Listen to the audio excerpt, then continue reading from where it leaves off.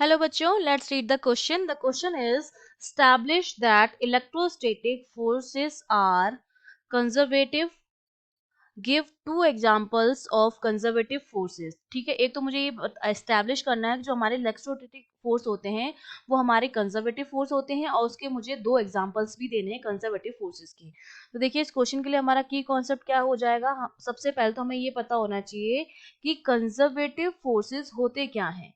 अगर मुझे ये पता चल गया तो मैं इजीली बता पाऊंगी कि मेरा इलेक्ट्रोस्टैटिक फोर्स कंजर्वेटिव है या नहीं है तो क्यों है।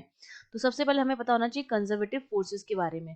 वो फोर्सेस जो किस पर डिपेंड नहीं करते हैं, पाथ पर डिपेंड नहीं करते हैं, not depend on path.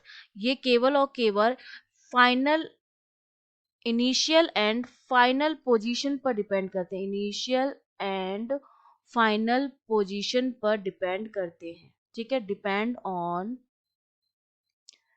Conservative forces वो फोर्सेस होते हैं जो पाथ पर डिपेंड नहीं करते हैं, केवल इनिशियल और फाइनल पोजीशंस पर डिपेंड करते हैं। तो जो वर्क डन होता है हर पाथ के लिए वो क्या रहता है, सेम आता है। ठीक है, कंजर्वेटिव फोर्सेस के लिए पहली चीज तो आपको ये पता होनी चाहिए कि जो वर्क डन आता है हर पाथ के लिए सेम आता है, क्योंकि पाथ पर डिपेंड नहीं करते, केवल इनिशियल और फाइनल पोजीशन पर डिपेंड करते हैं। दूसरा, किसी भी क्लोज पाथ के लिए जो वर्क डन आता है फॉर कंजर्वेटिव फोर्स वो हमारा हमेशा जीरो आता है। ठीक है, तो ये दो प्रॉपर्टीज हम चेक कर लेते हैं इलेक्ट्रोस्टैटिक फोर्सेस के लिए। ठीक है, तो हमने मान लिया सपोज मेरे पास कोई चार्ज है Q। ठीक है, ये पोजीशन A है और ये पोजीशन B है। इस चार्ज को मैं A से B तक लेकर जा रही हूँ। सपोज इस पॉइंट पर पोटेंशियल BA है और इस पॉइंट पर पोटेंशियल BB है। ठीक है, क्योंकि हम जानते हैं कि इलेक्ट्रिक फील्ड में जो वर्क डन होता है वो हमारा पोटेंशियल डिफरेंस पर डिपेंड करता है। तो अब मैं इसको लेके गई, एक तो इसी पाथ से लेके गई मैं A to B first path, फिर एक मैं इस तरह से इसको लेके गई, ये सेकेंड पाथ हो गया। हो सकता है इस तरह से लेके जाऊं, थर्ड पाथ हो गया। इस तरह से मैं अलग अलग पाथ से जो है वो उसको लेकर गई।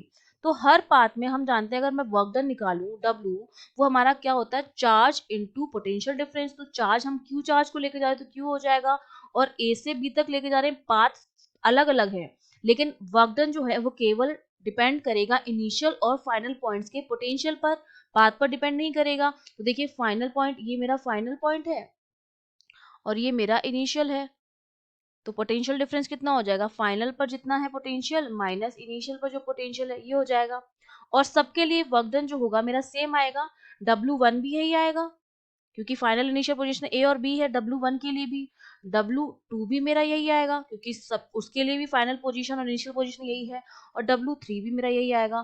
तो एक तो ये पहला पॉइंट तो मैंने ये प्रूव कर दिया कि पाथ पर डिपेंड नहीं कर रहा है, केवल इनिशियल और फाइनल पोजीशन पर डिपेंड कर रहा है। तो तीनों के लिए पाथ तीनों में अलग अलग है लेकिन तीनों के लिए वर्क डन जो आया है वो सेम आया है। पहली चीज हमने ये प्रूव कर दी, पहला पॉइंट। सेकेंड पॉइंट, अब हमें बताना है कि क्लोज पाथ के लिए जो वर्क डन होता है वो क्या होता है, जीरो होता है।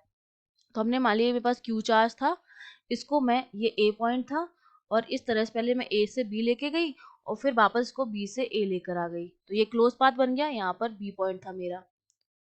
तो अब अगर इसके लिए मैं वर्क डन निकालूं तो टोटल वर्क डन जो मेरे पास आएगा वो कितना आएगा, W टोटल। पहले हम गए W A to B गए हम, प्लस हम W B से A वापस आए। ठीक है, तो जब मैं वर्क डन की वैल्यू यहाँ पुट करूंगी A से B के लिए, तो चार्ज तो Q ही था मेरे पास, A से B गए तो BB माइनस BA हो जाएगा, फाइनल माइनस इनिशियल, प्लस दूसरा वाला Q, और यहाँ पर हम गए B से A आए हम वापस तो VA माइनस BB हो जाएगा। तो ये वैल्यूज जो होंगी कैंसिल आउट हो जाएंगी, तो हमारे पास जो वर्क डन आएगा वो हमारे पास किसके बराबर आ जाएगा, जीरो के बराबर आ जाएगा। इसका मतलब क्लोज पाथ के लिए जो वर्क डन आया है वो हमारा जीरो आया है। इन दोनों पॉइंट से हमने ये प्रूव कर दिया है कि जो हमारा इलेक्ट्रोस्टैटिक फोर्स होता है वो क्या होता है, कंजर्वेटिव होता है। अब इसके हमें दो एग्जांपल भी देने हैं। तो देखिए पहला तो हमारा जो ग्रेविटेशनल फोर्स होता है वो भी हमारा क्या होता है, कंजर्वेटिव फोर्स होता है। वो भी पाथ पर डिपेंड नहीं करता है, केवल और केवल इनिशियल और फाइनल पोजीशन पर डिपेंड करता है और क्लोज पाथ के लिए जीरो होता है। एक तो ग्रेविटेशनल फोर्स, और सेकंड जो स्प्रिंग में इलास्टिक फोर्सेस लगते हैं वो भी हमारे क्या होते हैं, कंजर्वेटिव फोर्सेस होते हैं। तो ये हमारे दो एग्जांपल हो गए हैं कंजर्वेटिव फोर्सेस के। I hope you understood well. All the best.